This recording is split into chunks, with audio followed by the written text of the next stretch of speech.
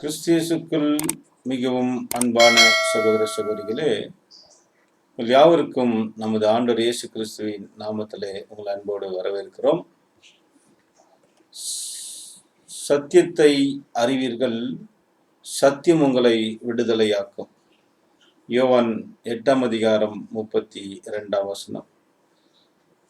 And ye shall know the truth, and truth shall set you, make you free. சத்தியத்தை அறிவீர்கள், சத்தியம் உங்களை விடுதலையாக்கும். அன்பான சகோதர சகோதரிகளே, in-depth Bible classes presents 1-year free Bible courses. ஆழமான வேத பாட வகுப்புகள் வழங்கும் 1 வருட பைபிள் படிப்புகள். பிரியமான சகோதர சகோதரிகளே, in-depth பைபிள் கிளாஸஸ் வழங்கக்கூடிய உங்களுக்கு 1 வருட வேதாகம பாடங்களை நாங்கள் இலவசமாக உங்களுக்கு கற்றுத்தருகிறோம். இந்த 1 வருட பாடத்தில் நமக்கு 53 பாடங்கள் கற்றுத்தரப்படுகிறது. இந்த 53 பாடங்களிலே ஆதியாகமம் முதல் வெளிப்படுத்தின விசேஷம் வரை, ஃப்ரம் ஜெனிசிஸ் டு ரெவலேஷன், உள்ள அனைத்து பாடங்களும் இதில் உங்களுக்கு எளிமையாக சொல்லித்தரப்படும். அன்பான சகோதர சகோதரிகளே, இன்னைக்கு கிறிஸ்தவ மண்டலத்தில் அநேக ஆராதனைகள் நடைபெறுகிறது, அற்புத கூட்டங்கள் நடைபெறுகிறது. ஆனால் வேதாகமத்தை ஆராயக்கூடிய பாடங்கள் ரொம்ப குறைவாக இருக்கிறது. ஆகையால் தான் இந்த வேத பாட வகுப்புகளை நாங்கள் இந்த ஊழியத்தை நாங்கள் செய்து வருகிறோம். அதாவது கிறிஸ்தவர்களுக்கு வேதத்தின் மகத்துவத்தை, வேதத்தில் இருக்கக்கூடிய ஆழமான சத்தியங்களை கற்றுத்தருவது எங்களுடைய ஊழியத்தின் நோக்கமாக இருக்கிறது. ஆகையால் இந்த 53 பாடங்களிலே உங்களுக்கு அனைத்து விஷயங்கள், ஆதியாகமம் முதல் வெளிப்படுத்தல் வரைக்கும் உள்ள அனைத்து விஷயங்களும் உங்களுக்கு சொல்லித்தரப்படும். ஆண்டவர் இயேசு கிறிஸ்துவின் 2ஆம் வருகை பற்றி, அந்தி கிறிஸ்துவை பற்றி, அப்படியே நரகம் பற்றி, ஆத்மாவை பற்றி, மனிதன் செத்த பிறகு எங்கே போகிறான், இயேசுவை அறியாத கோடிக்கணக்கான இந்த உலக ஜனங்களுக்கு ரட்சிப்பின் திட்டம் என்ன, இப்படி அநேக பாடங்கள் உங்களுக்கு நாங்கள் கற்றுத்தருகிறோம். இது தொடர் வீடியோவாக உங்களுக்கு வந்து கொண்டிருக்கும். பாடம் 1, 2, 3 என்ற தலைப்பில் நீங்கள் வந்து கொண்டிருக்கும். பார்க்கிறவர்கள், இந்த வீடியோவை பார்க்கக்கூடியவர்கள் இந்த ஒரு ஆர்டராக, அதாவது இந்த வரிசையாக பாடங்களை கேட்பீர்களால் அது உங்களுக்கு மிகவும் பிரயோஜனமாக இருக்கும். இடையிலே நீங்கள் பார்க்க வேண்டாம் என்று உங்களை நாங்கள் வேண்டிக் கொள்கிறோம். முதல் பாடம், 2ஆம் பாடம், 3ஆம் பாடம், 4ஆம் பாடம், இப்படி இந்த 53 பாடங்களை இந்த வரிசையிலே நீங்கள் பார்க்கும்படியாக நாங்கள் கேட்டுக்கொள்கிறோம். சரி, இன்றைக்கு இந்த வேதாகம பாட வகுப்புகளிலே முதல் பாடத்தை இன்றைக்கு நான் உங்களுக்கு கற்றுத்தருகிறோம். முதல் பாடமானது, அதோடைய தலைப்பானது, the first chapter's topic is how to study the Bible orderly. வேதாகமத்தை முறையாக கற்பது எவ்வாறு என்ற தலைப்பின் கீழே இன்றைக்கு நாம் பார்க்க இருக்கிறோம். அதற்கு முன்பதாக, இந்த பாடத்துக்குள்ளாய் நாம் போவதற்கு முன்பதாக, வேதாகமத்துடைய மகத்துவத்தை, வேதாகமத்தை பற்றின சில இன்ஃபர்மேஷன்ஸ்களை நாம் தெரிந்து கொள்ளலாம். வேதத்தை பற்றின ஒரு சில விவரங்களை நாம் தெரிந்து கொண்டு அதற்கு பின்பு நாம் பாடத்துக்குள்ளாக நாம் கடந்து செல்வோம். இந்த பைபிள் என்ற வார்த்தை எங்கிருந்து வந்தது என்று சொல்லி பார்க்கும்போது, இந்த பைபிள் என்ற வார்த்தை கிரேக்க மொழியில் பிபிலியா என்ற கிரேக்க மொழியிலிருந்து வந்த வார்த்தை. பிபிலியா என்ற வார்த்தையை தான் ஆங்கிலத்தில் பைபிள் என்று அழைக்கப்படுகிறது. இந்த பிபிலே என்ற வார்த்தை பைபிள் என்று அழைக்கப்படுகிறது. இதோடைய அர்த்தம் என்ன என்று சொல்லி பார்த்தீர்களானால், இந்த பிபிலியா அல்லது பைபிள் என்ற வார்த்தையின் அர்த்தம் புஸ்தகங்கள் என்ற அர்த்தம். The meaning is books. The Bible means books. ஏனென்று பார்க்கும்போது வேதாகமத்தில் அநேக புத்தகங்கள் இதில் அடங்கி இருக்கிறபடினாலே இதை புத்தகங்கள் என்று அழைக்கப்படுகிறது. Bible means books. இதில் 66 புத்தகங்கள் அடங்கி இருக்கிறது. 66 books. The Bible contains 66 books. அதுல பழைய ஏற்பாட்டில் 39 புத்தகங்கள், புதிய ஏற்பாட்டிலே 27 புத்தகங்கள் அடங்கி இருக்கிறது. In Old Testament there are 39 books and in New Testament there are 27 books. Totally it was 66 books. பழைய ஏற்பாடு நமக்கு ஆண்டவர் இயேசு கிறிஸ்துவுக்கு முன்பாக எழுதப்பட்டது. புதிய ஏற்பாடு நமது ஆண்டவர் இயேசு கிறிஸ்துவுக்கு பின்னு எழுதப்பட்டதுதான் புதிய ஏற்பாடு. நம்முடைய பரிசுத்த வேதாகமத்தை 66 புத்தகங்களை எழுதி முடிப்பதற்கு எத்தனை காலங்கள் எடுத்துக்கொண்டது என்று பார்க்கும்போது 1700 வருடங்கள் அதற்கு எடுத்துக்கொண்டிருக்கிறது. It took 1700 years to complete the 66 books of Bible. பைபிளை எழுதி முடிக்கிறதுக்கு 1700 வருடங்கள் எடுத்துக்கொண்டதாக ஆராய்ச்சிகள் பார்க்கிறோம். இந்த உலகத்தில் மிகவும் பழமையான புத்தகம் எது என்று கேட்பீர்கள், ஆனால் அது நம்முடைய பரிசுத்த வேதாகமம். The oldest book in the world is our Bible. It is since 4000 years oldest book in the world. நம்முடைய வேதாகமம் 4000 வருடம் பழமை வாய்ந்த ஒரு புத்தகமாக இருக்கிறது இந்த உலகத்திலே. அச்சு இயந்திரம் கண்டுபிடிக்கப்பட்டு முதலாவது அச்சிடப்பட்ட புத்தகம் எது என்று நீங்கள் கேட்பீர்களானால் அது நம்முடைய பரிசுத்த வேதாகமம் தான். 1440 வருஷத்தில் அச்சு இயந்திரம் கண்டுபிடிக்கப்பட்டது. அதை கண்டுபிடித்தவர் ஜான்ஸ் குட்டன்பர்க் எனக்கூடிய ஜெர்மனை சேர்ந்த ஒரு நபர். அவர் மிக பிரயாசப்பட்டு அச்சு இயந்திரத்தை கண்டுபிடித்தார். அவர் அச்சு இயந்திரத்தை கண்டுபிடித்து அதில் அவர் அச்சிட்ட முதல் புத்தகம் நம்முடைய பரிசுத்த வேதாகமம். Bible is the first printed book in the world. உலகத்திலேயே வேதாகமம் தான் முதலாவது அச்சிடப்பட்ட புத்தகமாக எண்ணப்படுகிறது. In 1440, John Gutenberg was discovered the printing machine. So he only printed the first book is by our Bible. So next, the most translated book in the world, that's also our Bible. உலகத்திலே மிகவும் அதிகமாக மொழிபெயர்க்கப்பட்ட புத்தகம் எது என்று கேட்பீர்களானால் அது நம்முடைய பரிசுத்த வேதாகமம். சுமார் 2000 மொழிகளுக்கு அதிகமான மொழிகளிலே மொழிபெயர்க்கப்பட்டுள்ளது. It was translated more than 2000 languages. இன்றைக்கும் தொடர்ந்து அநேக மொழிகளிலே அது வந்து கொண்டிருக்கிறது.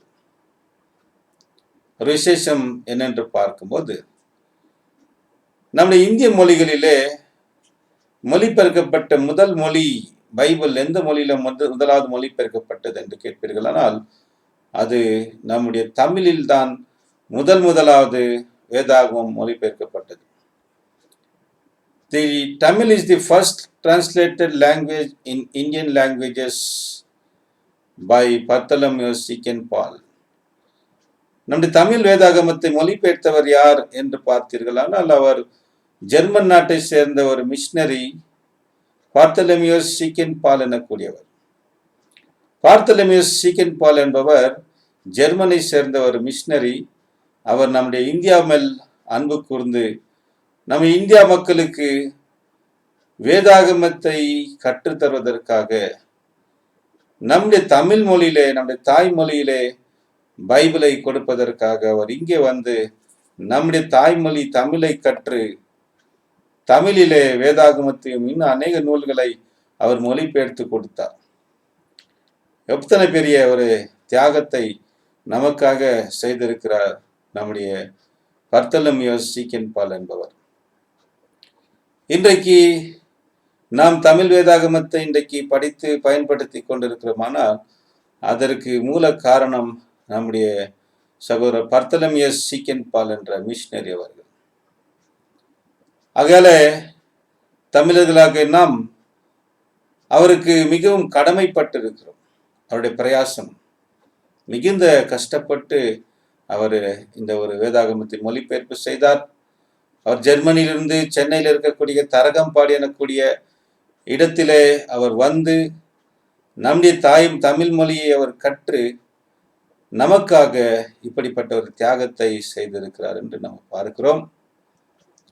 அடுத்ததாக நெக்ஸ்ட் லாங்குவேஜஸ், அடுத்த மொழி எந்த மொழியில நம்முடைய இந்திய மொழியில வேதாக மொழிபெயர்க்கப்பட்டது என்று பார்ப்பீர்கள். ஆனால் அது பெங்காலி மொழியில் மொழிபெயர்ப்பு செய்யப்பட்டது. Bengali is the second translated language in Indian languages by William Carey. William Carey என்ற மிஷனரியினாலே இரண்டாவது மொழிபெயர்க்கப்பட்டிருக்கு என்று பார்க்கும்போது அது பெங்காலி மொழி என்று நாம் பார்க்கிறோம். வில்லியம் கேரி அவர்கள் கூட ஒரு மிஷனரி. இவர் இங்கிலாந்து நாட்டை சேர்ந்தவர். இவரும் கூட நம்முடைய இந்தியா மேல் அன்பு வைத்து நம்முடைய இந்திய மக்களுக்கு வேதாகமத்தை நம்முடைய இந்திய மொழிகளில் கொடுப்பதற்காக அவர் இந்தியா வந்து நம்முடைய இந்திய மொழியை பெங்காலியை அவர் கற்று பெங்காலி மொழியிலே பைபிளை மொழிபெயர்ப்பு செய்தார். மிகவும் கஷ்டப்பட்ட ஒரு மிஷனரி. இவர் தன்னுடைய குடும்பத்தோடு நம்ம இந்தியாவுக்கு வந்திருந்து இந்தியாவில் அவர் வறுமையில வாடினால் கூட அவர் இந்த ஊழியத்திலிருந்து அவர் பின்வாங்கவில்லை. எத்தனை அதிகமான வறுமை அவரை வாட்டியது என்று பார்க்கும்போது அவருக்கு இங்கு தங்குவதற்கு சரியான வீடு இல்லாது இருந்தது. சாப்பிடுவதற்கு சரியான சாப்பாடு இல்லாமல் அவர் கஷ்டப்பட்டார். ஆனால் அவர் அவருடைய தேசத்தில் இருந்திருப்பார். ஆனால் அவர் ரொம்ப சந்தோஷமாக இருந்திருக்கலாம். ஆனால் அவர் தன்னுடைய தேசத்துக்கு திரும்புகிற ஒரு மனது கூட அவருக்கு இல்லை. ஆனால் அவருடைய மனைவி இதனால் மனநிலை பாதிக்கப்பட்டார்கள். அவருடைய மனைவிக்கு இங்கே ஏற்பட்ட கஷ்டங்கள் அவருடைய மனதை பாதித்து அவரை பைத்தியமாக்கி இருந்தது. அவருடைய 2 பிள்ளைகளுக்கு கூட இங்கே அவர் இழந்ததாக நாம் பார்க்கிறோம். ஆனால் கூட தன் மனைவியும் அவர் இழந்தார். ஆனால் கூட தன்னுடைய ஊழியத்தை மாத்திரம் தேவனார் கொடுத்த அந்த வேலையை மாத்திரம் அவர் வெற்றிகரமாக முடித்தார். அதோடு கூட நம்முடைய நாட்டில் அநேக சீர்திருத்தங்கள் வருவதற்கு வில்லியம் கேரியும் ஒருவராக இருந்தார். நம்முடைய நாட்டில அநேக விதமான மூட நம்பிக்கைகள் இருந்தது. நம்முடைய நாட்டில் இருந்த ஒரு பெரிய மூட நம்பிக்கை என்னென்று பார்க்கும்போது, அதாவது உடன்கட்டை ஏறுதல், சதி சிஸ்டம் என்ற ஒரு மூட நம்பிக்கை நம்முடைய இந்திய மக்கள் அதை கடைபிடித்துக் கொண்டிருந்தார்கள். என்ன என்று பார்த்தீங்கன்னாக்கா, அதாவது கணவன் மரித்து விட்டால் அவரோடு கூட மனைவியும் கூட அவங்க என்ன செய்வாங்க என்று பார்க்கும்போது அவர்கள் அந்த தீயில் அவர்களோடு கூட அந்த புருஷனோடு கூட அந்த மனைவியும் எரித்து விடுவார்கள். செத்தவரோடு கூட உயிரோடு இருக்கிறவங்களை உயிரோட எரிப்பார்கள்.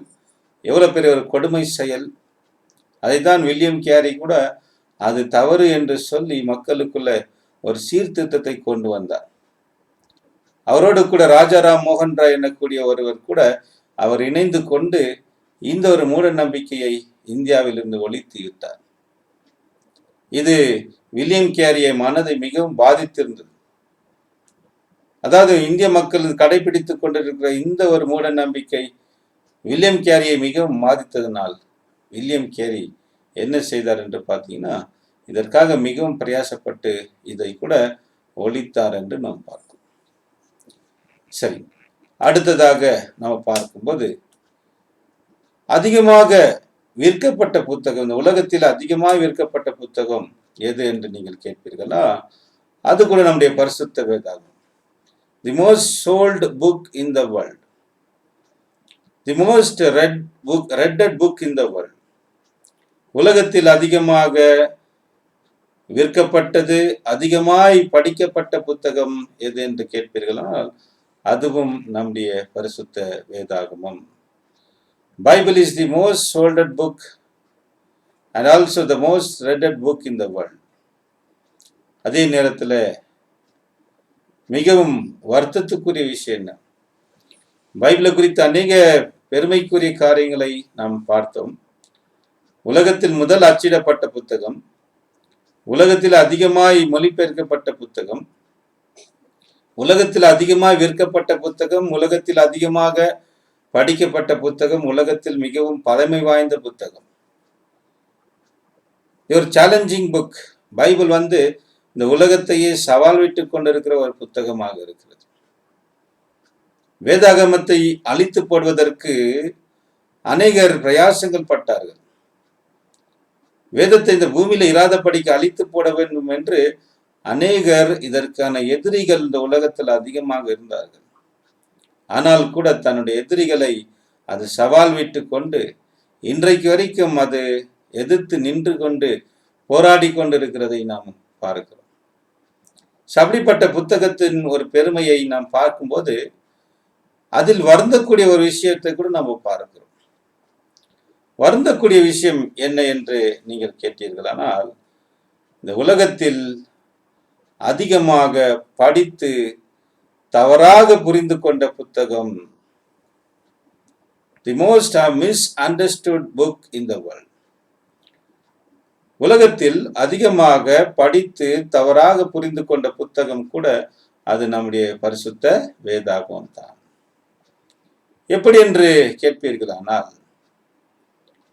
எப்படி இதை நீங்க சொல்றீங்க அப்படின்னு சொல்லி நீங்க கேட்பதானால், இன்றைக்கு கிறிஸ்துவர்களுக்குள்ள நீங்க பார்த்தீங்கன்னாக்கா, இன்னைக்கு அநேக கிறிஸ்துவர்கள் எல்லாரும் ஒரே பைபிளை வைத்துக் கொண்டிருக்கிறோம். We are all using the same Bible, but we are all having different faith. நம் அனைவருக்கும் ஒரே விசுவாசம் இருக்கு, ஒரே வேதாகமம் இருக்கு. ஆனால் கிறிஸ்தவர்களாகிய நமக்குள் ஒரே விசுவாசம் இருக்கிறதா என்று பார்க்கும்போது அதில் தான் ரொம்ப மிக கேள்வி. சிலர் நாங்கள் ரோமன் கேத்தலிக்க கிறிஸ்தவர்கள் என்று சொல்லிக் கொள்வோம். நம்ம சிலர் கேத்தலிக், கிரீக் கேத்தலிக்ஸ் என்று சொல்லிக் கொள்வோம். சிலர் லூத்ரன் என்று சொல்லிக் கொள்வோம். சிலர் புராட்டஸ்டன்ட் என்று அழைத்துக் கொள்வார்கள். புராட்டஸ்டன்ட் கிறிஸ்தவர்கள், புராட்டஸ்டன்ட்டுக்குள்ளவே அநேக பிரிவுகளை நாம் பார்க்கிறோம். சிலர் தங்களை லூதரன்ஸ் என்றும், சிலர் தங்களை பேப்டிஸ்ட் சபையை சேர்ந்தவர்கள் என்றும், சிலர் தங்களை செவன்த் டே அட்வென்டிஸ்ட் என்றும், சிலர் பெந்தகோஸ்தே என்றும், பெந்தகோஸ்தேக்குள்ள சிலர் சிபிஎம் பெந்தகோஸ்தே, அதாவது சிலோன் பெந்தகோஸ்தே என்றும், சிலர் தங்களை மெத்தடிஸ்ட் சபையை சேர்ந்தவர்கள், சிலர் சிஎஸ்ஐ சபையை சேர்ந்தவர்கள், சிலர் ஆங்கிலிக்கன், பிரெஸ்பெட்டேரியன், இப்படி பிரதரன்ஸ் அநேக சபைகள் நம்ம இன்றைக்கு கிறிஸ்தவ மண்டலத்தில் பார்க்கிறோம். ஆனால் எல்லாரிடமும் ஒரே வேதாகம் தான் இருக்குது. We are all having the same Bible, but we are all having the different faith. எப்படி என்று பார்க்கும்போது அதுதான் நம்ம பார்க்கிற காரணம் என்னன்னாக்கா, பைபிளை படித்து ஒவ்வொருவரும் ஒவ்வொரு விதமாக புரிந்து கொண்டது தான் காரணம். அதோடு கூட இன்னொரு காரணம் என்னன்னு கேட்டீங்கன்னா, இன்னைக்கு 99% கிறிஸ்தவர்கள், ஏன் 99, 99.9% கிறிஸ்தவர்கள் வேதாகமத்தை வாசிப்பது கிடையாது. பைபிளை படிக்காததற்குத்தான் காரணம்.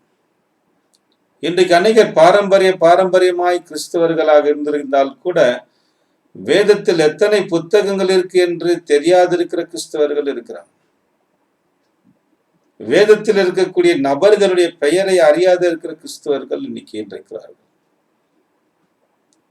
பைபிளிலே ஒரு கிறிஸ்துவ சகோதரரை கேட்கும்போது, உங்களுக்கு அப்ரஹாமை தெரியுமா என்று கேட்டபோது அவர் சொன்ன பதில், அப்ரஹாமை எனக்கு நன்றாக தெரியும். அப்ரஹாம் எங்களுடைய ஆபீஸில் வேலை செய்கிறார்.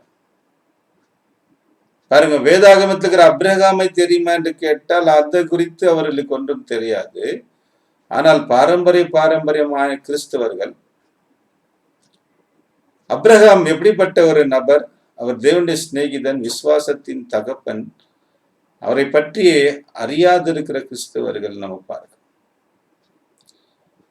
இன்னும் சில பேர் வேதாகமத்தை எப்படி படிக்கிறார்கள் என்று பார்க்கும்போது, சிலர் செலக்டட் புக்ஸ், சில குறிப்பிட்ட புத்தகங்களை மாத்திரம் வாசிக்கக்கூடிய கிறிஸ்தவர்கள் இன்றைக்கு நாம் பார்க்கிறோம். சிலர் வெறும் சங்கீத பகுதியை மாத்திரம் வாசிப்பார்கள். சிலர் நீதிமொழிகளை மாத்திரம் வாசிக்கக்கூடியவர்களாக இருப்பார்கள்.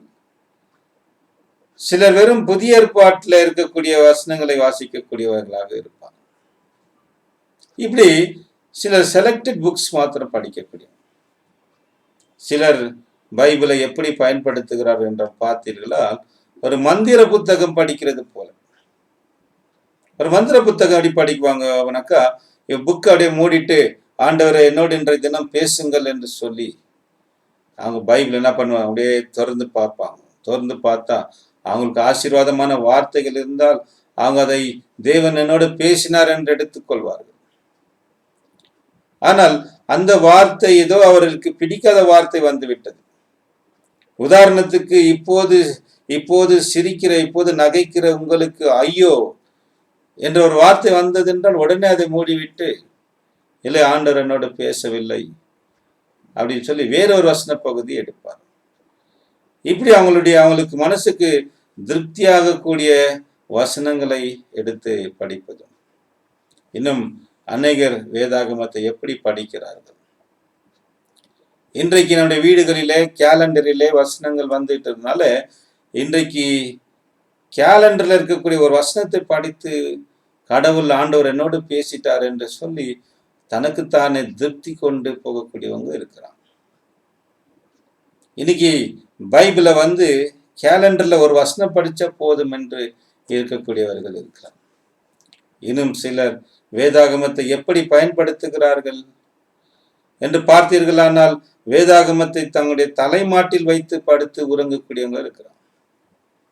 ஏனென்று பார்த்தீங்கன்னாக்கா, பைபிளை தலைமாட்டில் வைத்து படுகிறதுனாக்கா கெட்ட கனவுகள் வராது, பிசாசு வரமாட்டா கிட்ட. இப்படி தங்களுடைய பயத்துக்காக வேதத்தை தலைமாட்டில வைத்துக் கொள்கிறார்கள் ஒழிய அதை படிப்பதற்கு பயன்படுத்துவது கிடையாது.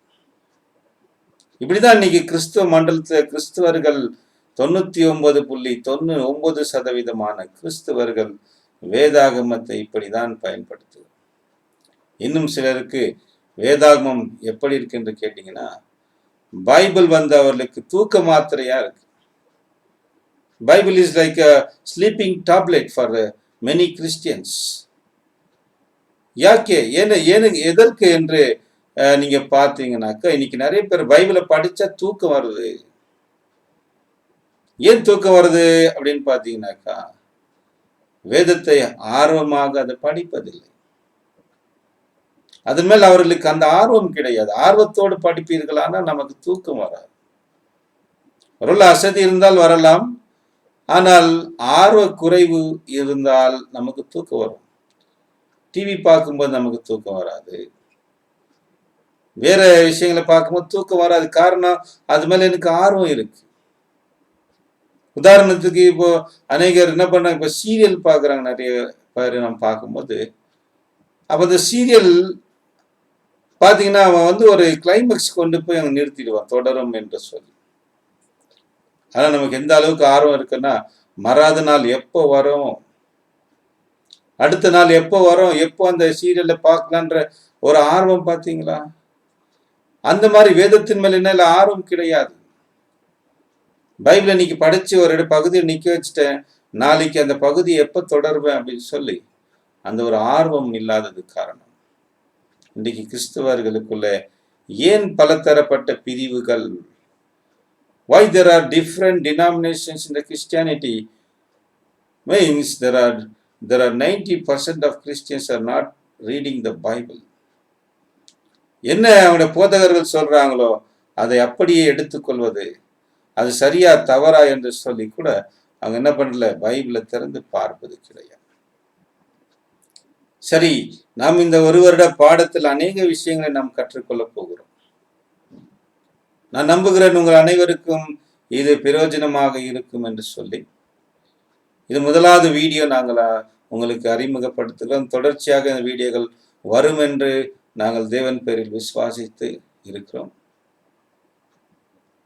ஆகையால நம்ம இதனுடைய முதல் பாடமாக இப்போ நம்ம கடந்து செல்வோம். நம்முடைய முதல் பாடம் வேதாகமத்தை முறையாக கற்பது எவ்வாறு என்ற தலைப்பில் நாம் பார்த்து வருகிறோம். அதுல நம்ம இன்றைக்கு பார்க்கும்போது அதுல இப்போ ஒரு கேள்வி நமக்கு, வேதாகமத்தை தேவன் எப்படி எழுதியுள்ளார்? How did God wrote the Bible? இந்த கேள்விக்கான பதிலை நாம் தெரிந்தால்தான் வேதத்தை நாம் எப்படி படிக்க வேண்டும் என்று நாம் தெரிந்து கொள்ளுவோம். சரி, இந்த வேதாகமத்துடைய ஒரு ஆசிரியர் யார்? Who is the author of the Bible என்ற கேள்வி நீங்க கேட்பீர்களா? இதனுடைய ஆசிரியர் தேவன். God is the author of the Bible. இதை எழுதியவர் தேவன். எப்படி எழுதினார் என்று பார்க்கும்போது அவர் நேரடியாக வந்து நமக்கு எழுதி தரவில்லை. அவர் நமக்கு இதை தன்னுடைய பரிசுத்த தீர்க்கதரிசிகள் மூலமாகவும் அப்போஸ்தலர்கள் மூலமாக நமக்கு இந்த வேதாகமத்தை அவர் எழுதி கொடுத்துள்ளார். God has written the Bible through his prophets and the apostles, through his Holy Spirit. பரிசுத்த ஆவியை கொண்டு தன்னுடைய பரிசுத்த தீர்க்கதரிசிகள் மூலமாகவும் பரிசுத்த அப்போஸ்தலர்கள் மூலமாக நமக்கு எழுதி கொடுக்கப்பட்ட இந்த புத்தகம். அதான் நம்ம வாசிக்கிறோம். 2 தீமோத்தி 3ஆம் அதிகாரத்தில் 16-17 வசனத்தை வாசிக்கிறேன், கேளுங்கள். வேத வாக்கியங்கள் எல்லாம் தேவ ஆவியினால் அருளப்பட்டிருக்கிறது. தேவனுடைய மனுஷன் தெரிந்தவனாகும் எந்த நற்கிரியம் செய்ய தகுதி உள்ளவனாய் இருக்கும்படிக்கு அவைகள் உபதேசத்திற்கும் கடிந்து கொள்ளுதலுக்கும் சீர்திருத்தலுக்கும் நீதி படிப்பித்தலுக்கும் பிரயோஜனமாக இருக்கிறது. வேத வாக்கியங்கள் எல்லாம் தேவ ஆவியினால் அருளப்பட்டிருக்கிறது. அப்போ the scripture is given by the Holy Spirit. பரிசுத்த ஆவியினால் எழுதப்பட்டதுதான் நம்முடைய பரிசுத்த வேதாகமம். ஆனால் இந்த வேதாகமத்தை ஆண்டவர் எப்படி எழுதினார் என்று சொல்லி வசனங்களிலே நம்ம படிக்கும்போது வசனம் சொல்லுகிறது. ஏசாயா 28ஆம் அதிகாரத்திலே 13வது வசனத்தை நம்ம வாசிக்கும் போது, Isaiah 28 verse 13 வாசிக்கும் போது என்ன சொல்லுது என்று பார்த்தீங்கன்னா, ஆதலால் அவர்கள் போய் பின்னிட்டு விழுந்து நொறுங்கும்படிக்கும் சிக்குண்டு பிடிபடும்படிக்கும் கர்த்தருடைய வார்த்தை அவர்களுக்கு கற்பனையின் மேல் கற்பனையும் கற்பனையின் மேல் கற்பனையும் பிரமாணத்தின் மேல் பிரமாணமும் பிரமாணத்தின் மேல் பிரமாணமும் இங்கே கொஞ்சமும் அங்கே கொஞ்சமாக இருக்கும். But the word of the Lord was unto them precept upon precept, precept upon precept, line upon line, line upon line, here little and there little, that they might go back and fall backward and be broken and snared and taken. இங்கே வாசிக்கும் போது கர்த்தருடைய வார்த்தை அவர்களுக்கு எப்படி இருக்கும் என்றால், இங்கே கொஞ்சமும் அங்கே கொஞ்சமாக இருக்கும். லிட்டில் ஹியர் அண்ட் லிட்டில் தேர் என்று சொல்லப்பட்டது. என்ன அது இங்கே கொஞ்சமாக அங்கே கொஞ்சமாக இருக்கும் என்று நீங்க கேட்டீர்களானால், உதாரணத்துக்கு நாம் பார்க்கும்போது இப்போ உங்களை ஏபிசிடி எழுதுங்கள் என்று சொன்னால் எப்படி எழுதுவோம் நம்ம அப்படின்னு கேட்டீங்கன்னா, நம்ம ஒரு ஆர்டரா எழுதுவோம். A B C D E F H G H என்று இப்படி நம்ம ஒரு வரிசையாக எழுதுவோம். ஏ எழுதிட்டு அப்புறம் டி எழுதுவோமா? டி எழுதிட்டு ஹெச் எழுதுவோமா? கிடையாது. ஏபிசிடி ஒரு வரிசையாக நாம் எழுதுவோம். ஆனால் ஆண்டவர் அப்படி எழுதல. ஏ ஒரு பக்கம், பி ஒரு பக்கம், டி ஒரு பக்கம், சி ஒரு பக்கம், டி ஒரு பக்கம், இ ஒரு பக்கம், எஃப் ஒரு பக்கம், ஜி ஒரு பக்கம், ஹெச் ஒரு பக்கம். இப்படி ஆண்டவர் வேதாகமத்தை எப்படி எழுதிட்டார்னா ஒரு வரிசையாக எழுதாம இங்கே கொஞ்சம் அங்கே கொஞ்சமாக எழுதினார். உதாரணத்துக்கு இப்போ நம்ம பார்க்கும்போது இப்போ சிறு பிள்ளைகள் விளையாட்டுக்கு ஒரு ஒரு ஒரு பசில்ஸ் வைத்திருப்பார்கள். ஒரு படம் இருக்கு, ஒரு பிக்சர் இருக்கும். ஆக்சுவலி அந்த ஒரு அட்டையில பண்ணியிருப்பாங்க. அந்த அட்டையில பார்த்தீங்கன்னாக்கா அந்த அட்டையில பண்ணியிருப்பாங்க. அது பீஸ் பீஸாக என்ன இருக்காது, கட்டிங் பண்ணி வச்சிருப்பாங்க. அதை நீங்கள் சரியாக நீங்கள் அதை செட் பண்ணிட்டீங்கன்னாக்கா உங்களுக்கு அதில் ஒரு படம், ஒரு பிக்சர் நமக்கு அதில் தெரிய வரும். அதே போல தான் தேவன் பரிசுத்த வேதத்தை அங்கே இங்கே என்று என்ன பண்ணிட்டார், பல இடங்களிலே அதை எழுதி வைத்திருக்கிறார். அந்த வசனங்களை எல்லாம் எடுத்து எந்தெந்த வசனங்களை எங்கெங்க நம்ம இணைக்கிறோமோ அப்படி சரியாக நம்ம அதை இணைத்தால் நமக்கு தேவனுடைய தெய்வீக திட்டம் நமக்கு சரியாக விளங்கும். We will understand the God's plan. தெய்வீக திட்டத்தை நம்மால் தெரிந்து கொள்ள முடியும். சரி, அதற்கு ஒரு உதாரணம் தருகிறேன். என்ன என்று பார்த்தீங்கன்னா, வேதாகமத்தை தேவன் இங்கே கொஞ்சம் அங்கே கொஞ்சமாக எழுதியிருக்கிறார் என்பதற்கு ஒரு உதாரணத்தை உங்களுக்கு காண்பிக்கிறேன். Let us see an example that God has written Bible little there and little here. We'll see an example. ஒரு உதாரணத்தை பார்க்க வேண்டுமானால் நமது ஆண்டவர் இயேசு கிறிஸ்துவை பற்றி, நமது ஆண்டவர் இயேசு கிறிஸ்து பிறப்பதற்கு பல 100 வருடங்களுக்கு முன்னதாகவே ஆண்டவர் இயேசுவை பற்றினதான விவரங்கள் பழைய ஏற்பாட்டிலே எழுதப்பட்டிருந்தது. About our Lord Jesus Christ's birth, before he was born in this earth, there are many informations was given in the Old Testament. அவரை பற்றின அநேக விவரங்கள் பழைய ஏற்பாட்டில் கொடுக்கப்பட்டிருந்தது. அதாவது அவர் எந்த ஊரில் பிறப்பார், அவர் யாருடைய வயிற்றில பிறப்பார், அவருக்கு என்னெல்லாம் நடக்கும் என்பது அவர் பிறப்பதற்கு முன்னதாகவே எழுதப்பட்டது. That is called prophecies. அதை தான் தீர்க்க தரிசனம் என்று சொல்லும். நடப்பதற்கு முன்னதாக சொல்லக்கூடியவது தான் தீர்க்க தரிசனங்கள். அதனால் இயேசு பிறப்பதற்கு சுமார் 600-700 வருடங்களுக்கு முன்னதாகவே இயேசுடைய பிறப்பை பற்றி, அவருடைய அனைத்து விஷயங்களை பற்றி பழைய ஏற்பாட்டிலே எழுதப்பட்டது. ஆனால் அது ஒரு முறையாக வரிசையாக எழுதப்படல. It was not written in order. It was not written in a book, in only one book. ஆனால் அது பல இடங்களில் எழுதப்பட்டது. இங்கே கொஞ்சம் அங்கே கொஞ்சமா எழுதப்பட்டது. உதாரணமாக இயேசுடைய பிறப்பிடம், the birthplace of Jesus Christ. இயேசு எந்த ஊரில் பிறப்பார் என்பதை குறித்து பழைய ஏற்பாட்டிலே சொல்லப்பட்டிருந்தது. எந்த புக்கில் எந்த இடத்துல சொல்லப்பட்டிருந்தது என்று கேட்டீங்கன்னா, மீகா 5ஆம் அதிகாரம் 2ஆம் வசனத்தில் சொல்லப்பட்டிருக்கு. வாசிக்கிறேன்.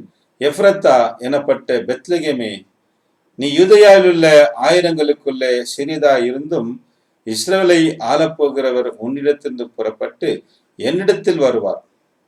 அவருடைய புறப்படுதல் அநாதி நாட்களாய் பூர்வத்தினுடையது.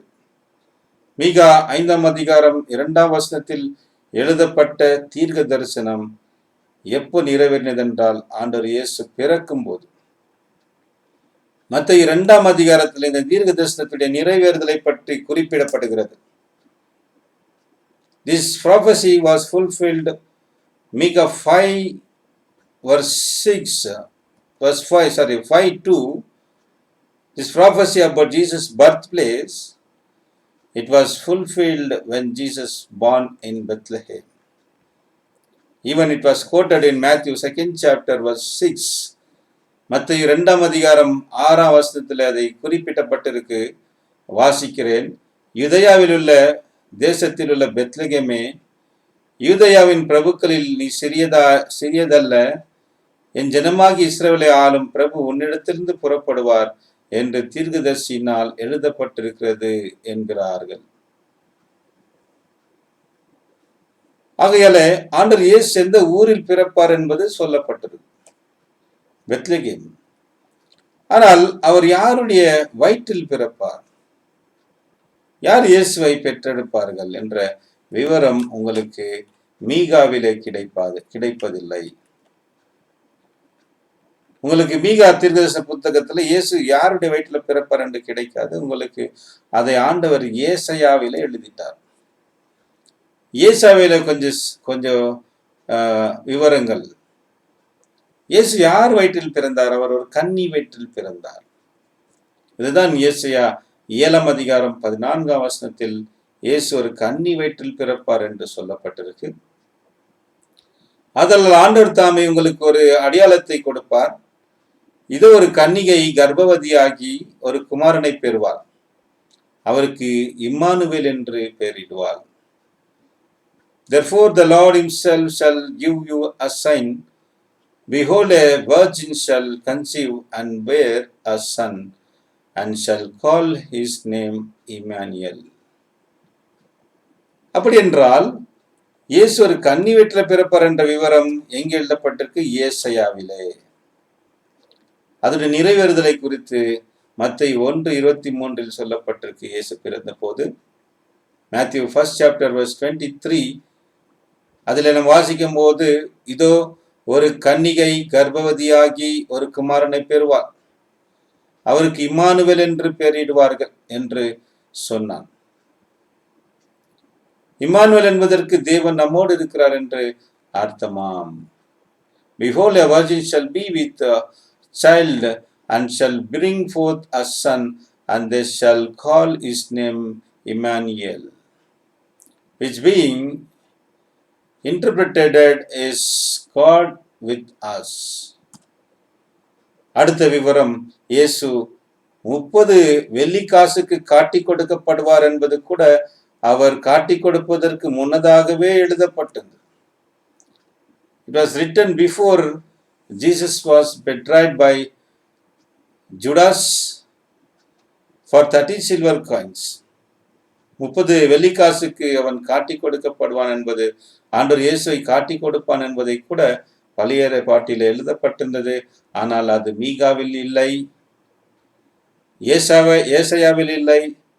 ஆனால் அது சகரியா புஸ்தகத்தில் எழுதப்பட்டது. வாசிக்கிறேன். சகரியா 11ஆம் அதிகாரம் 12ஆம் வசனம்.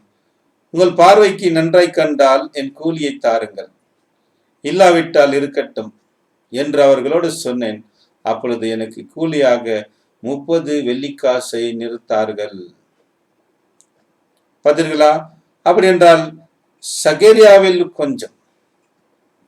அடுத்த விஷயம், அடுத்த விவரம் இயேசுடைய மரணத்தை குறித்தது. இயேசுவை எப்படி அவர்கள் கொலை செய்வார்கள் என்பதை கூட ஆண்டவர் பழைய ஏற்பாட்டில் எழுதி வைத்திருந்தார். எப்படி கொல்லப்பட்டார் இயேசு என்றால் சிலுவையில் கொல்லப்பட்டார். சிலுவையில் அறைந்து அவரை கொன்றார்கள். ஆனால் நாம் பார்க்கும்போது எப்படி என்றால், வாசிக்கிறேன். ஆண்டவர் சங்கீதம் 22ஆம் சங்கீதத்தில் அது எழுதப்பட்டிருக்கு. It was written in Psalms 22 that about Jesus Christ's death, how they killed our Lord Jesus Christ. So it was also written in Psalm 22 verse 1, my God, why hast thou forsaken me? என் தேவனே, என் தேவனே, ஏன் என்னை கைவிட்டீர்?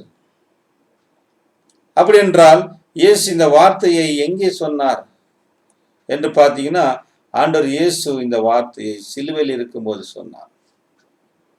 அதுல 16ஆம் வசனத்தை நாம் வாசிக்கும் போது, சங்கீதம் 22:16 நாம் வாசிக்கும் போது, Psalm 22 verse 16 வாசிக்கிறேன். நாய்கள் என்னை சூழ்ந்திருக்கிறது, பொல்லாதவர்களின் கூட்டம் என்னை வளைந்து கொண்டது, என் கைகளையும் என் கால்களையும் உருவ குத்தினார்கள். என் கைகளையும் என் கால்களையும் உருவ குத்தினார்கள். They pierced my hands and my feet. அதாவது அவர்கள் ஆணியினாலே இயேசுடைய கை கால்கள் அது குத்தப்பட்டது. ஆகையால் ஆண்டவர் இயேசு மரிப்பது சிலுவையில் என்று அங்கே சொல்லப்படும். அதை கூட நம்ம வாசிக்கிறோம். மத்தேயு 27ஆம் அதிகாரத்தில் 46ஆம் வசனத்தில் இந்த தீர்க்கதரிசனம் நிறைவேறினதை அங்கே குறிப்பிடப்பட்டிருக்கு. வாசிக்கிறேன்.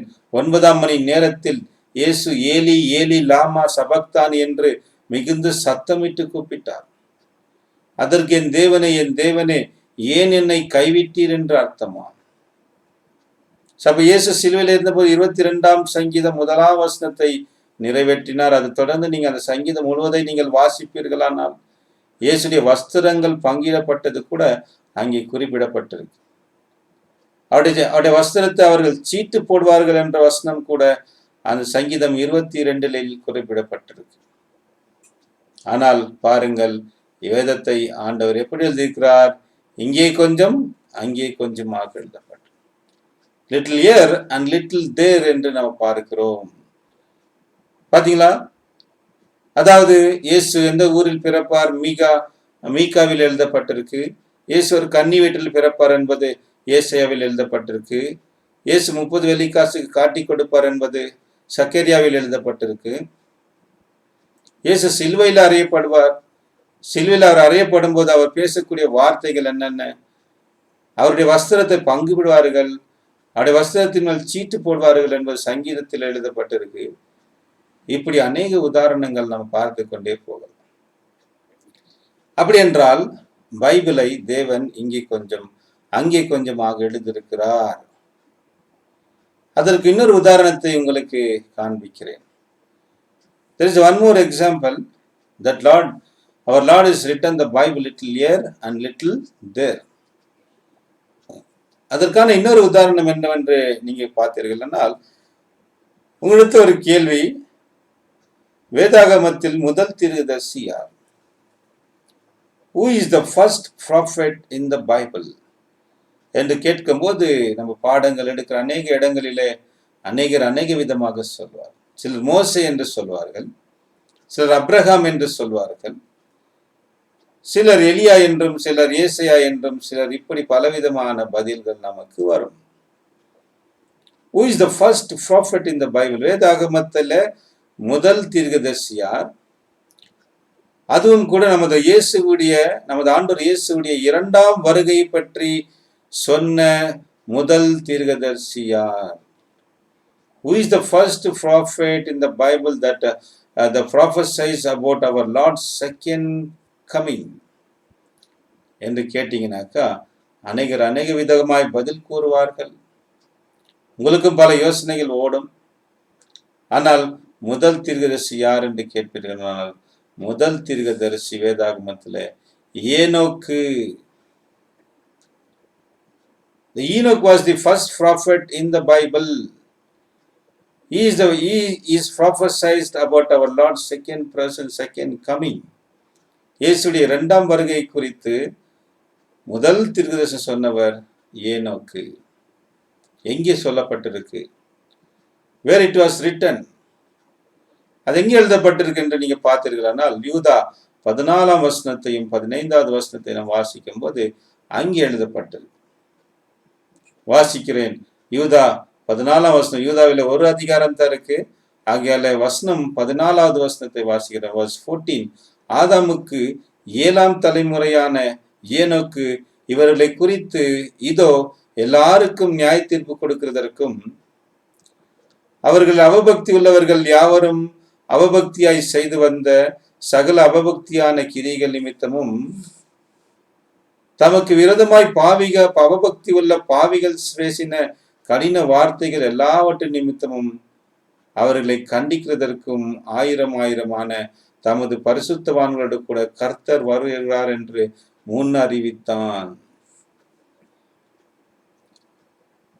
And Enoch also, the 7th from Adam, prophesies of these, saying, behold, the Lord cometh with 10,000s of his saints.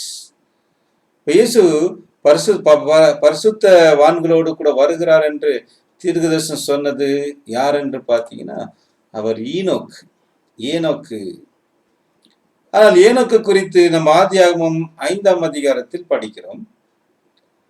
ஆதியாகமம் 5ஆம் அதிகாரத்தில் ஏனோக்கை குறித்து என்ன எழுதப்பட்டிருக்கு என்றால், வெறும் ஏனோக்கு தேவனோடு சஞ்சரித்துக் கொண்டிருந்தார், தேவன் அவரை எடுத்துக்கொண்டார் என்பதுதான் அங்கே எழுதப்பட்டிருக்கு. ஆனால் அவர் என்ன செய்தார், என்ன தீர்க்கதரிசி சொன்னார், இதெல்லாம் அங்கே எழுதப்படல. ஏனோக்கு குறித்த விவரங்கள் வெறும் இவ்வளவுதான் ஆதியாகமத்தில். ஏன் ஆதியாகமத்தில் முழு பழைய ஏற்பாட்டிலே இவ்வளவுதான் நமக்கு விவரம். வேறெங்கும் ஏனோக்கு குறித்து குறிப்பிடப்படல. அதுக்கப்புறம் புதிய ஏற்பாட்டு வரும். புதிய ஏற்பாட்டில் மத்தேயு, மார்க்கு, அப்புறம் ரோமர், பவுல் எழுதின நிருபங்கள், அப்படியே நம்ம தேடிக்கொண்டே வந்தோமானால் எபிரேய புஸ்தகத்துல 11ஆம் அதிகாரத்தில் ஒரு சில விவரங்கள் கொடுக்கப்பட்டிருக்கு. அப்படி நம்ம யூதா வெளிப்படுத்தினலுக்கு முந்தின புத்தகம் யூதாக்கு வந்தா அங்கே சில விஷயங்கள் எழுதப்பட்ட. பாத்தீங்களா, இங்கே கொஞ்சம் அங்கே கொஞ்சம். ஆதியாகமத்தில் ஏனோக்கை குறித்து கொஞ்சம் எழுதப்பட்டிருக்கு, அப்புறம் எபிரேயர்ல கொஞ்சம், அப்புறம் யூதாவிலே கொஞ்சம். லிட்டில் ஏர் அண்ட் லிட்டில் தேர் என்று நம்ம பார்க்கிறோம். ஆகையால் இங்கே நம்ம வாசித்த பிரகாரம் ஏசாயா 28:13 நம்ம வாசித்த பிரகாரம் கர்த்தருடைய வார்த்தை கற்பனை மேல் கற்பனை, கற்பனை மேல் கற்பனை, பிரமாணத்தின் மேல் பிரமாணம், பிரமாணத்தின் மேல் பிரமாணம், இங்கே கொஞ்சமும் அங்கே கொஞ்சமாக இருக்கும். லிட்டில் ஹியர் அண்ட் லிட்டில் தேர். ஏன் ஆண்டவர் வேதாகமத்தை இங்கே கொஞ்சம் அங்கே கொஞ்சமாக எழுதினார்? Why God written the Bible here little and there little என்ற ஒரு கேள்வி கேட்கும் போது, அந்த வசனத்தை நாம் தொடர்ந்து படிக்கும் போது அங்கே நமக்கு பதில் இருக்கிறது. என்ன பதில் என்றால், ஆதலால் அவர்கள் போய் பின்னிட்டு விழுந்து நொறுங்கும்படிக்கும், சிக்குண்டு பிடிபடும்படிக்கும். ஆதலால் அவர்கள் போய் என்று சொல்லப்படுது. யார் இந்த அவர்கள் என்றால், வேதாகமத்தை தவறான நோக்கத்தோடு படிக்கின்றவர்கள், வேதாகமத்துல குறைபாடுகளை தேடுகிறவர்கள். Those who find the fault in Bible, those are reading the Bible in wrong intention to seek fault in the Bible. அப்படிப்பட்டவங்க மாத்திரம் என்ன ஆகும் அப்படின்னாக்கா, இந்த வேதாகமத்தில் இருக்கக்கூடிய நம்பிக்கையிலிருந்து அவர்கள் விழ வேண்டும். They might go fall backward. அவர்கள் பின்னிட்டு விழ வேண்டும், அதிலே சிக்குண்டு அவர்கள் பிடிபட வேண்டும். அப்படி என்றால் அந்த பொய்யிலே அவர்கள் என்ன செய்யணும்? அவர்கள் பொய்யான நம்பிக்கையிலே, பொய்யான மதங்கள், பொய்யான விசுவாசத்திலே அவர்கள் சிக்கிக் கொள்ள வேண்டும். உண்மைக்கு அவர்கள் வரக்கூடாது என்பதற்காக தேவன் வேதாகமத்தை இங்கே கொஞ்சம் அங்கே கொஞ்சமாக எழுதியிருக்கிறார். உதாரணத்துக்கு இன்னொரு வசனத்தை நான் தருகிறேன். அதாவது தெஸ்ஸலோனிக்காவிலே நம்ம வாசிக்கும் போது 2 தெஸ்ஸலோனிக்காவில் சொல்லும் போது, யாரெல்லாம் சத்தியத்தை நேசிக்கிறது கிடையாதோ, யாரெல்லாம் பைபிளை நேசிப்பதில்லையோ, யாரெல்லாம் சத்தியத்து மேல் அன்பு இல்லையோ, அப்படிப்பட்டவர்களை தேவன் என்ன செய்கிறார் என்று சொல்லி பார்க்கும்போது வாசிக்கிறேன். 2 தெஸ்ஸலோனிக்காவிலே எழுதப்பட்டிருக்கு. 2 தெஸ்ஸலோனிக்கா 2ஆம் அதிகாரத்தில் 10 முதல் 12 வசனங்களை வாசிக்கிறேன். Let us read 2 Thessalonians 2nd chapter verse 10 to 12. கெட்டு போகிறவர்களுக்குள்ளே அநீதினால் உண்டாகும் சகலவித வஞ்சகத்தோடு இருக்கும், ரட்சிக்கப்படத்தக்கதாய் சத்தியத்தின் மேலுள்ள அன்பை அவர்கள் அங்கீகரிக்காமல் போனபடியால், சத்தியத்தின் மேலுள்ள அன்பை அவர்கள் அங்கீகரிக்காமல் போனபடியால் அப்படி நடக்கும். 11th verse 11ஆம் வசனம். ஆகையால் சத்தியத்தை விசுவாசியாமல் அநீதியில் பிரியப்படுகிற யாவரும் ஆக்கினைக்குள்ளாகும்படிக்கு. கவனிங்க, ஆகையால் சத்தியத்தை விசுவாசியாமல் அநீதியில் பிரியப்படுகிற யாவரும் ஆக்கினைக்குள்ளாகும்படிக்கு. 12ஆம் வசனம். அவர்கள் பொய்யை விசுவாசிக்கத்தக்கதாக கொடிய வஞ்சகத்தை தேவன் அவர்களுக்கு அனுப்புவார். The God will send the strong delusion unto them. கொடிய வஞ்சகம், ஏனென்றால் அவர்கள் பொய்யையே விசுவாசிக்க வேண்டும். பைபிளை அவர்கள் விசுவாசிப்பதில்லை. பைபிளை தவறான நோக்கத்துக்கு பயன்படுத்தக்கூடியவர்கள். பைபிள் சொல்லக்கூடிய உண்மையான சத்தியத்தை அவர்கள் விசுவாசிப்பதில, அதை அங்கீகரிக்காதனால தேவன் என்ன செய்கிறார் என்றால் அவர்கள் 12ஆம் வசனம், அவர்கள் பொய்யை விசுவாசிக்கத்தக்கதாக கொடிய வஞ்சகத்தை தேவன் அவர்களுக்கு அனுப்புவார். அதான் இங்க பார்க்குற, ஏன் தேவன் இங்கே கொஞ்சம் அங்கே கொஞ்சமாக எழுதினார் என்றால், யாரெல்லாம் வேதாகமத்தை தவறாய் அது தவறான நோக்கத்தோடு படிக்கிறார்களோ அப்படிப்பட்டவர்கள் அங்கனான பின்னிட்டு விழ வேண்டும். இதற்கு உங்களுக்கு ஒரு உதாரணம் தருகிறேன். Let us see one more example for this. அதாவது வேதாகமத்தை இங்கே கொஞ்சம் அங்கே கொஞ்சம் எழுதியிருக்கிறார். காரணம், இதை தவறான நோக்கத்தோடு படிக்கின்றவர்கள் அவர்கள் பொய்யிலே விழ வேண்டும், பொய்யிலே அவர்கள் சிக்கி கொண்டு பிடிக்கப்பட வேண்டும். அவர்களுக்கு வேதத்தின் மேல் நம்பிக்கை இல்லை, வேதத்தை தவறாக பயன்படுத்துகிறார், வேத வசனங்களை misusing the word of God. அப்படிப்பட்டவங்கெல்லாம் பொய்யை விசுவாசிப்பதற்காக தேவன் இப்படி செய்திருக்கிறார். அதற்கு ஒரு உதாரணம் என்னென்று பார்த்தீங்கன்னா, நம்முடைய முஸ்லிம்ஸுகள் பார்க்கும்போது வேதாகமத்துக்கும் குரானுக்கும் அநேக விதமான போட்டிகள் நடைபெறும், டிபேட்ஸ், வாதங்கள். அதாவது முஸ்லிம்கள் சொல்வார்கள் குரான் தான் உண்மை, பைபிள் பொய் என்று சொல்வார்கள். கிறிஸ்தவர்கள் அல்ல, பைபிள் தான் உண்மை, குரான் பொய் என்று வாதாடுவார்கள். நிறைய நீங்க டிவிகளில் கூட பார்த்துருப்பீங்க, சில சேனல்ஸில் டிபேட்ஸ் நடக்கும் முஸ்லிம்ஸுக்கும் கிறிஸ்தவர்களுக்கும். ஆகையால கிறிஸ்தவர்கள் முஸ்லிம்ஸுகள் சொல்லும்போது குரான் தான் தேவன் கொடுத்த ஒரு புத்தகம், பைபிள் பொய்யான புத்தகம், பைபிள்ல அநேக பொய்கள் இருக்குது. There are many lies in the Bible, says the Muslims. முஸ்லிம்கள் சொல்லுவார்கள். அதுல ஒரு முஸ்லிம் ஒரு புத்தகத்தை எழுதினார்கள், நாங்கள் கேள்விப்பட்டோம். என்னென்று பார்த்தீங்கன்னா, அந்த முஸ்லிம் பைபிளிலே 2000 பொய்கள் இருக்கிறதாக அவர் ஒரு புத்தகத்தை எழுதினாராம். அந்த புத்தகத்தில் அவர் சுட்டி காட்டின முதல் பொய், பைபிளில் 2000 பொய்ங்க இருக்குது, அதில் அவர் சுட்டி காட்டின முதல் பொய் என்னவென்றால், தேவன் ஆதாமுக்கு ஒரு கட்டளை கொடுத்திருந்தார். ஆதாமை தேவன் உண்டாக்கி அவர்களை ஏதேன் தோட்டத்தில் வைத்து அவர்களுக்கு என்ன ஒரு கட்டளை கொடுத்திருந்தால், ஆதியாகமம் 2:17 வாசிக்கிறேன். ஆனாலும் நன்மை தீமை அறியத்தக்க விருட்சத்தின் கனியை புசிக்க வேண்டாம், அதை நீ புசிக்கும் நாளில் சாகவே சாவா என்று கட்டளையிட்டார். But of the tree of the knowledge of good and evil thou shalt not eat of it, for in the day that thou eatest thereof thou shalt surely die.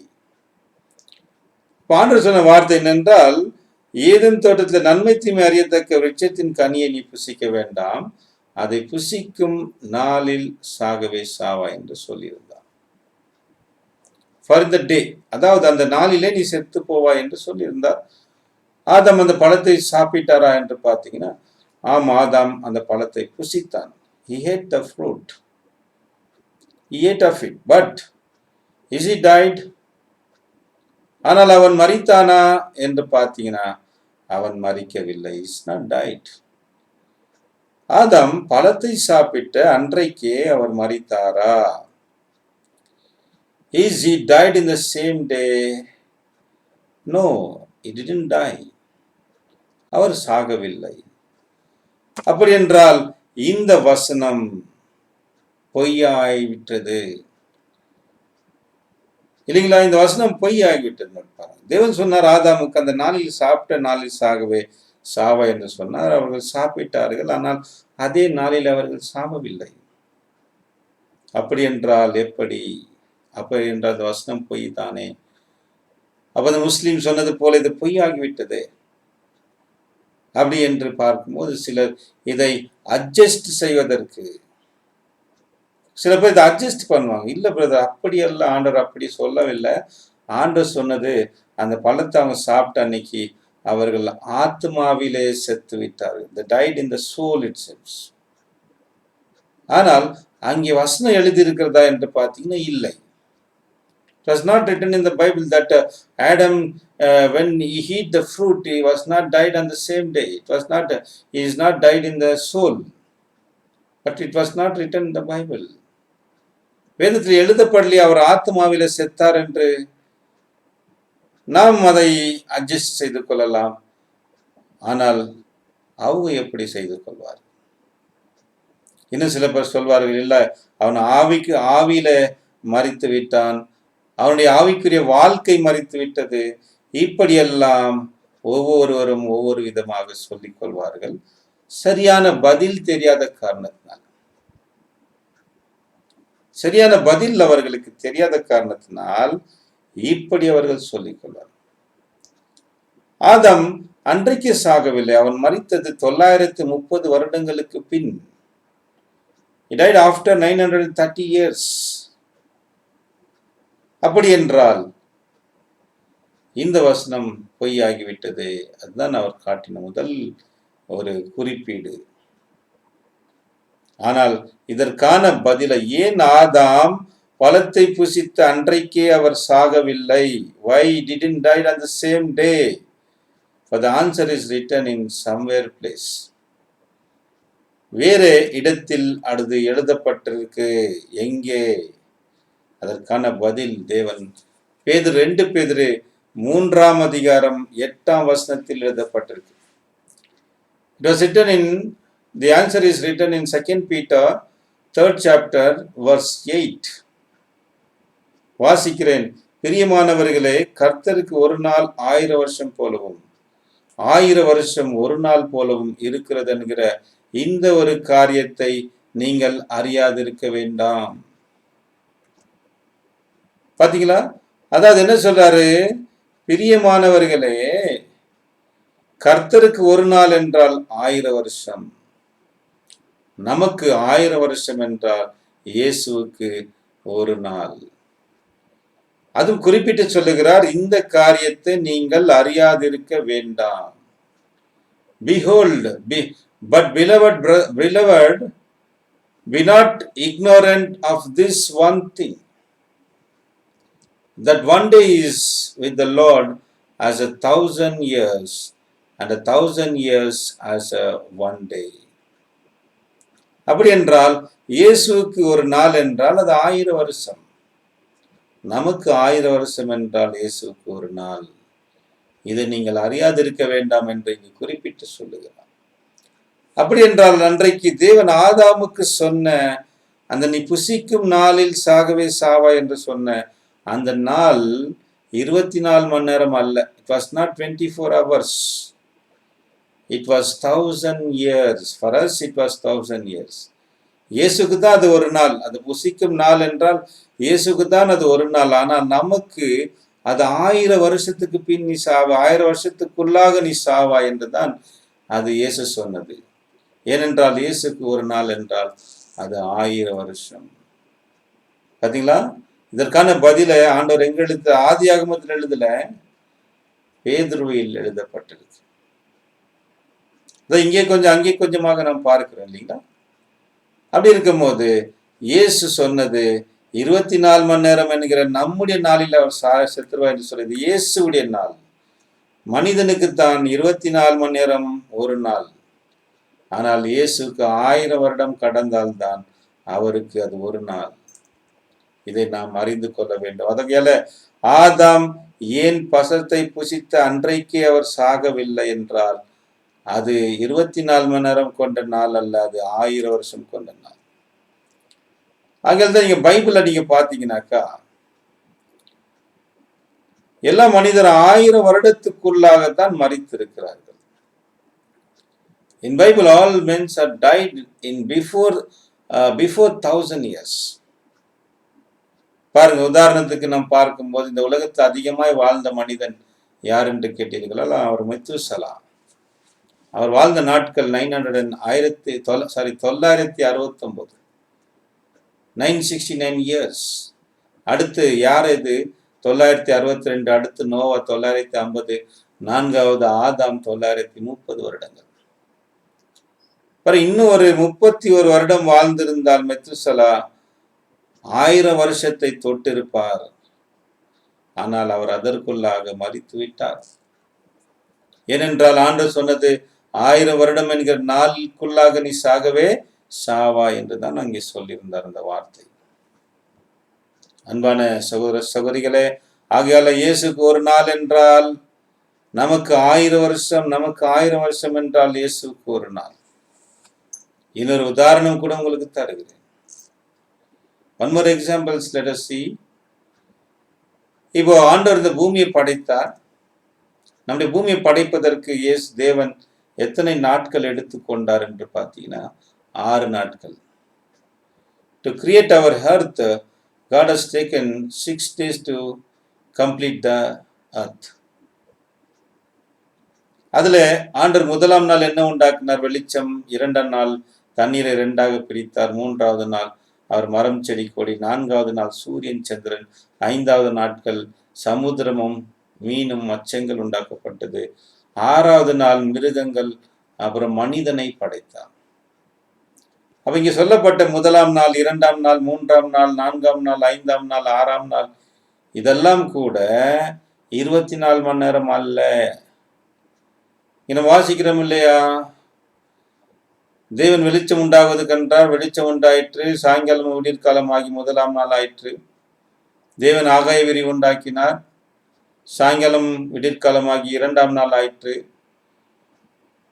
அப்படியே 3 நாட்கள் வரைக்கும் நான் ஒவ்வொரு நாட்களுக்கும் சொல்ல சாயங்காலம் விடியற்காலமாகி.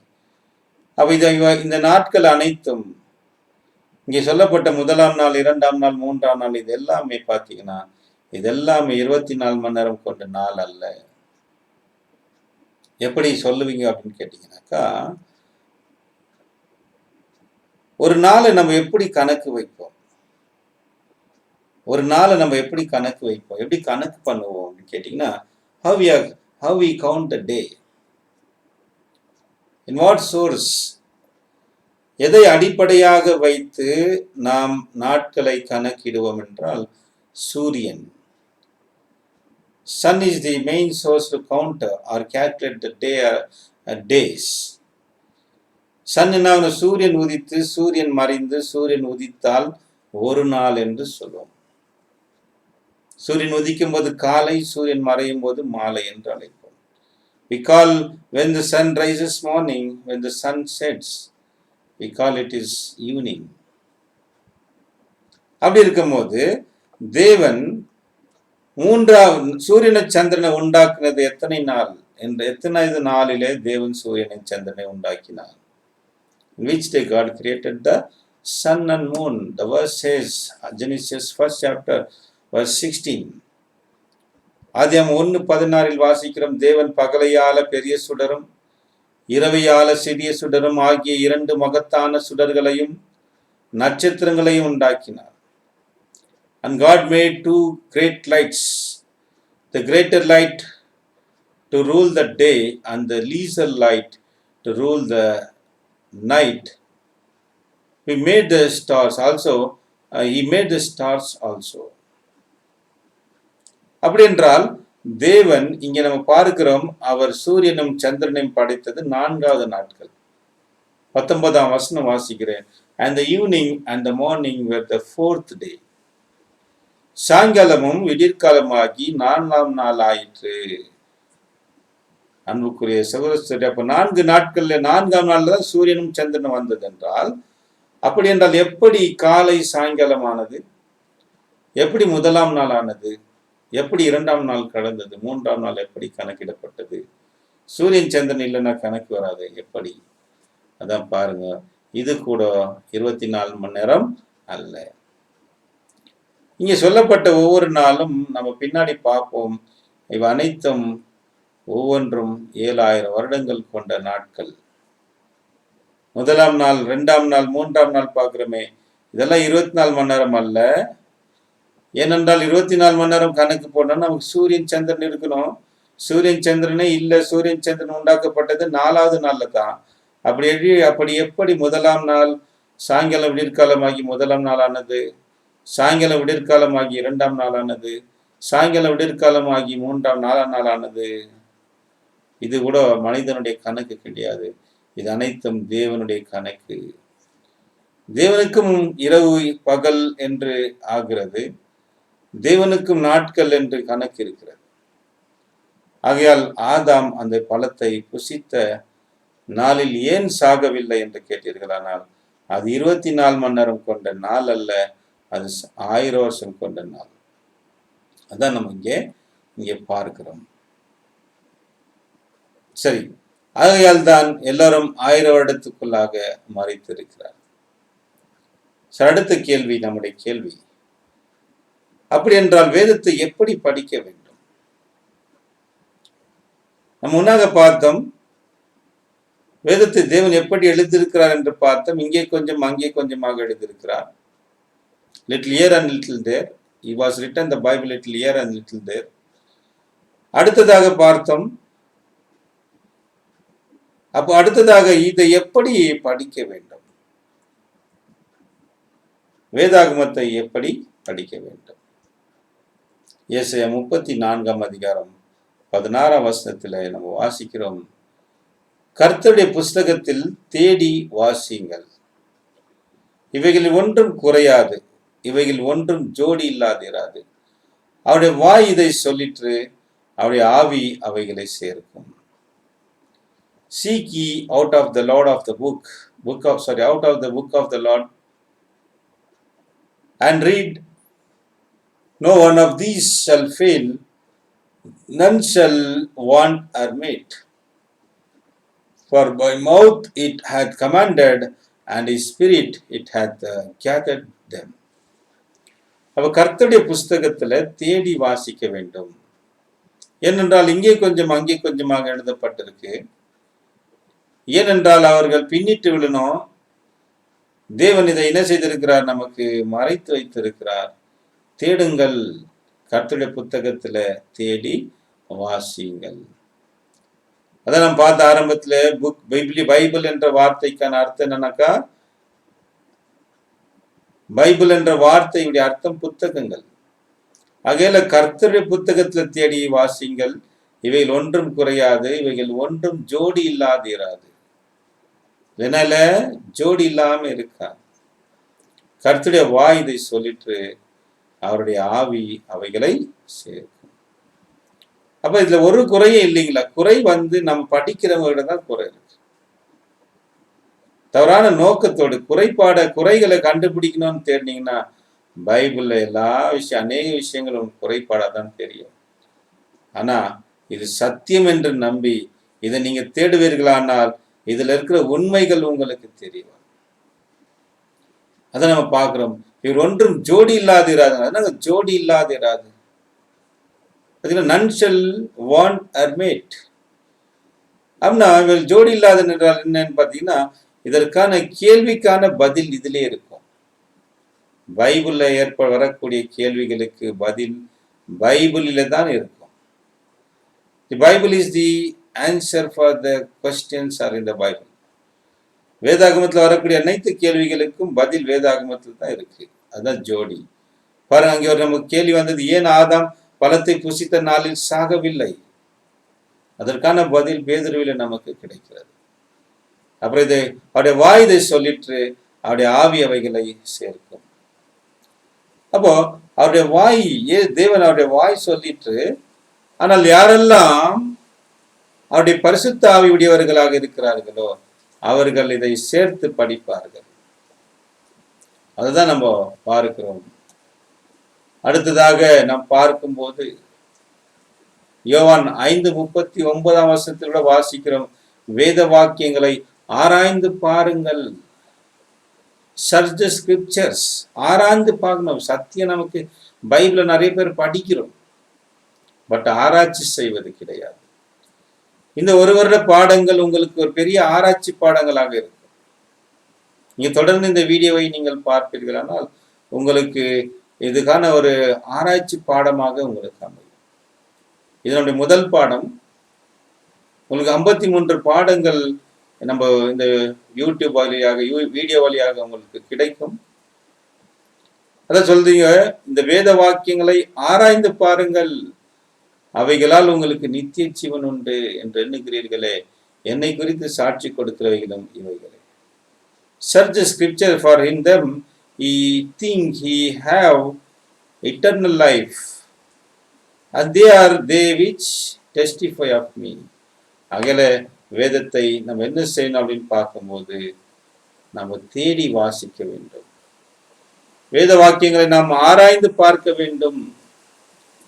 அன்பான சகோதர சகோதரிகளே, இன்றைக்கு வேதாகமத்தை முறையாக கற்பது எவ்வாறு என்ற தலைப்பின் கீழே இதனுடைய முதல் பாகத்தை நம்ம இன்றைக்கு பார்க்கிறோம். நம்முடைய அடுத்த வீடியோவிலே உங்களுக்கு 2வது பகுதி வரும், செகண்ட் பார்ட். செகண்ட் பார்ட் என்ன என்று நீங்க கேட்டீங்கன்னாக்கா, செகண்ட் பார்ட்டு வேதாகமத்தை முறையாக கற்க வேண்டிய முறைகள், வேதாகமத்தை முறையாக கற்பது எவ்வாறு, how to study the Bible orderly, எந்த ஒரு முறையில வேதாகமத்தை நம்ம படிக்கணும் என்பது நம்முடைய 2வது பகுதியில நம்ம பார்க்க போகிறோம். இதோடைய second part, how to study Bible orderly என்ற இந்த தலைப்பின் கீழே இதோடைய 2வது பகுதியில நம்ம என்ன பார்க்க போறோம், வேதத்தை முறையாக கற்பது எவ்வாறு, முறை, அதாவது ஆர்டர், எந்த ஆர்டர்ல பைபிளை படிக்க வேண்டும் என்பதை நம்ம அடுத்த வீடியோவில நம்ம பார்க்க போகிறோம். அன்புக்குரிய சகோதரர், இன்னைக்கு நாம் பார்த்தது வேதாகமத்தை பற்றின சில இன்ஃபர்மேஷன்ஸ், சில விவரங்களை நாம் பார்த்தோம். அதுக்கு அடுத்து நாம் பார்த்தோம், இந்த வேதாகமத்தை எழுதியவர் தேவன் தன்னுடைய பரிசுத்த தீர்க்கதரிசிகள் மூலமாகவும் அப்போஸ்தலர்கள் மூலமாக அவர்களுக்கு பரிசுத்த ஆவியை கொடுத்து எழுதினார். 2வது, அந்த வேதத்தை எப்படி எழுதினார் என்று பார்த்தோம். அது இங்கே கொஞ்சம் அங்கே கொஞ்சமாக எழுதியிருக்கிறார், லிட்டில் இயர் அண்ட் லிட்டில் டே. 3வதாக நம்ம பார்த்தோம், வேதாகமத்தை ஏன் தேவன் இப்படி எழுதினார் என்றால், இதை தவறாக படிக்கிறவர்கள் பின்னிட்டு விழ வேண்டும், அதாவது அவர்கள் பைபிளை தவறாக புரிந்து கொள்ள வேண்டும் என்பதற்காகத்தான் இப்படி அங்கே எழுதினார். ஆனால் யாரெல்லாம் தேவனுடைய உண்மையான பிள்ளைகள் இருக்கிறார், வேதத்தை தேடி வாசிக்கிறார்களோ அப்படிப்பட்டவர்கள், வேதாகமத் மேல் ஆர்வம் உள்ளவர்களுக்கு, வாஞ்சை உள்ளவர்களுக்கு மாத்திரம் இந்த உண்மைகள் தெரிய வர வேண்டும் என்பதற்காகத்தான் தேவன் அங்கே கொஞ்சம் இங்கே கொஞ்சமாக எழுதியிருக்கிறார்.